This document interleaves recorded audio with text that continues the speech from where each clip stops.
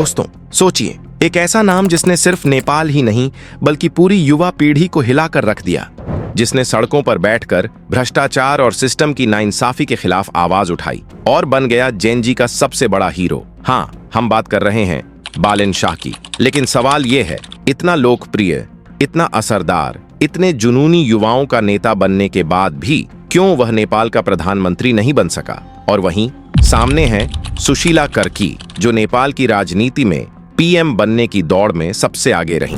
आज की इस वीडियो में हम आपको बताएंगे बालेन शाह के राइज और स्ट्रगल की असली कहानी, जनरेशन जीत की शक्ति और क्यों राजनीति की दुनिया में सब कुछ नाम या लोकप्रियता से नहीं चलता। साथ ही जानेंगे सुशीला कार्की की राजनीति की चालें और पीएम बनने की उनकी कहानी। तो दोस्तों, वीडियो को अंत तक जरूर देखें, क्योंकि ये सिर्फ कहानी नहीं बल्कि नेपाल की राजनीति का असली सच है। दोस्तों, बालेन शाह का जन्म नेपाल के एक सामान्य परिवार में हुआ था। बचपन से ही उन्होंने अपने आसपास की दुनिया को गहराई से देखा और महसूस किया कि कैसे सिस्टम और प्रशासन में गड़बड़ियां हैं। शिक्षा की बात करें तो बालेन ने अपनी पढ़ाई पूरी की और साथ ही कला में भी अपना टैलेंट दिखाया। वह सिर्फ पढ़ाई तक सीमित नहीं रहे, उन्हें संगीत और कला में गहरी रुचि थी। यहीं से शुरू हुई उनकी क्रिएटिव जर्नी, जिसने बाद में उन्हें जनता के करीब लाया।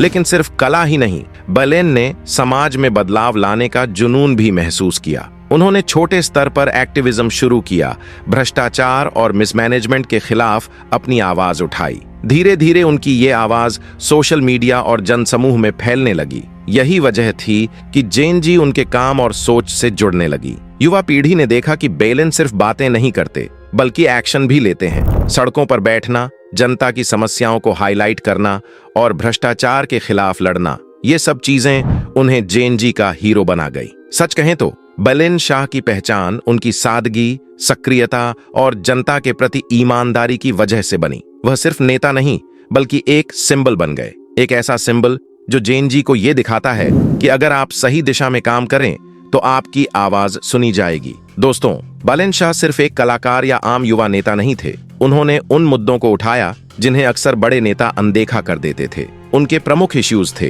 भ्रष्टाचार के खिलाफ उन्होंने लगातार आवाज उठाई, सरकारी अफसरों और प्रशासन में हो रही गड़बड़ियों को उन्होंने सामने लाया। इसके अलावा शहर में इंफ्रास्ट्रक्चर, सैनिटेशन और बेसिक फैसिलिटीज की हालत सुधरने की जरूरत को उन्होंने हाईलाइट किया। साथ ही बेरोजगारी, एजुकेशन और युवा समाज की समस्याओं को उन्होंने अपने आंदोलन में प्रमुखता दी। लेकिन बालेन शाह सिर्फ बातें नहीं करते थे, उन्होंने एक स्मार्ट और मॉडर्न स्ट्रेटेजी अपनाई। वह सड़कों पर गए, युवाओं के साथ बैठकर समस्याओं पर चर्चा की और जनता की आवाज को सीधे तौर पर उठाया। फेसबुक, इंस्टाग्राम और टिकटॉक जैसी प्लेटफॉर्म्स का इस्तेमाल करते हुए उन्होंने अपने मैसेजेस और प्रोटेस्ट्स को नेशन वाइड स्प्रेड किया। जेनजी को जोड़ने के लिए यह बेहद असरदार तरीका था। उन्होंने हमेशा दिखाया कि उनके वर्ड्स और एक्शंस एक जैसे हैं, कोई हिडन एजेंडा नहीं, बस जनता की भलाई। इन स्ट्रेटजीज की वजह से बालेन शाह ने जेनजी के बीच एक हीरो का स्टेटस बना लिया।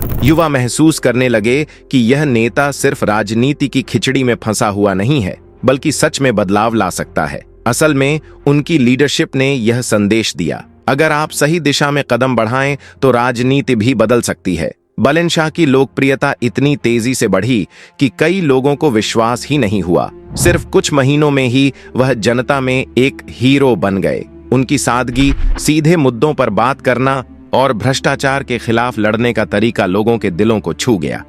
लेकिन राजनीति की दुनिया में सिर्फ लोकप्रियता ही सब कुछ नहीं होती। नेपाल की राजनीतिक प्रणाली और शक्ति की गतिशीलता बहुत जटिल है। यहाँ चुनाव और सत्ता में पहुंचने के लिए सिर्फ जनता की सपोर्ट नहीं बल्कि पार्टी पॉलिटिक्स, अलायंसेस और इंटरनल नेगोशिएशंस की भी जरूरत होती है। बालेन शाह एक इंडिपेंडेंट और नए तरह के नेता के रूप में उभरे, लेकिन बड़े राजनीतिक दलों के बीच संतुलन बनाए रखना आसान नहीं था। उनके विरोधियों ने भी हर कदम पर बाधाएं खड़ी की, चाहे वह मीडिया कैंपेन हो या राजनीतिक मैन्यूवरिंग। इन सारी चुनौतियों और लिमिटेशंस के कारण बालेन शाह जेनजी के हीरो बनने के बावजूद नेपाल के प्रधानमंत्री पद तक नहीं पहुंच पाए। यह दर्शाता है कि राजनीति में सिर्फ लोकप्रियता ही नहीं बल्कि स्ट्रैटेजी, अलायंसेस और सिस्टम को समझना भी उतना ही महत्वपूर्ण है। सुशीला कार्की नेपाल की राजनीति में एक बेहद महत्वपूर्ण और अलग तरह की शख्सियत थीं।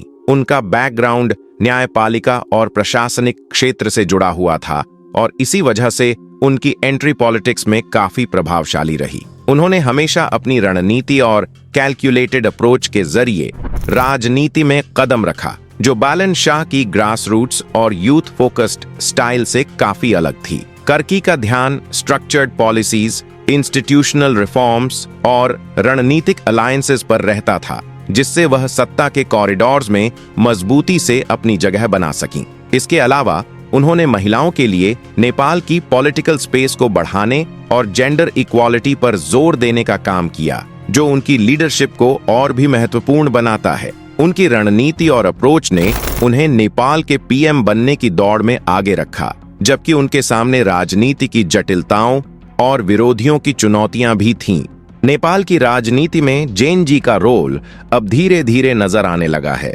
युवा नेता जैसे बालन शाह ने दिखाया कि फ्रेश आइडियाज और जनता के साथ डायरेक्ट कनेक्शन राजनीति में नई एनर्जी ला सकते हैं, लेकिन इसके बावजूद उनकी सीमाएं भी स्पष्ट हैं। पॉलिटिकल एक्सपीरियंस की कमी, बड़े दलों के इन्फ्लुएंस और complex power dynamics Jain ji नेताओं के लिए बड़ी चुनौती है। फिर भी उनका इम्पैक्ट अनडिनाएबल है। उन्होंने युवाओं में अवेयरनेस और पार्टिसिपेशन बढ़ाई और ट्रेडिशनल पॉलिटिक्स के तरीकों को क्वेश्चन किया। अगर भविष्य में ये युवा नेता एक्सपीरियंस, अलायंसेस और स्ट्रेटेजिक प्लानिंग के साथ आगे बढ़ें, तो यह संभव है कि नेपाल की राजनीति में जैन जी पूरी तरह से बदलाव ला सके और एक नया, ट्रांसपेरेंट और यूथ ड्रिवन सिस्टम एस्टैब्लिश हो। बालन शाह और सुशीला कार्की की कहानी सिखाती है कि राजनीति में सिर्फ लोकप्रियता ही काफी नहीं, यूथ एनर्जी और इंटीग्रिटी जरूरी है, लेकिन वास्तविक सत्ता के लिए एक्सपीरियंस, स्ट्रैटेजी और अलायंसेस भी जरूरी हैं। युवाओं के लिए संदेश साफ है, बदलाव लाने के लिए आइडियलिज्म के साथ साथ सिस्टम और सही रणनीति को समझना भी जरूरी है। आज की वीडियो में बस इतना ही। अगर आपको वीडियो पसंद आया हो तो लाइक करें, शेयर करें और चैनल को सब्सक्राइब करें। जय हिंद।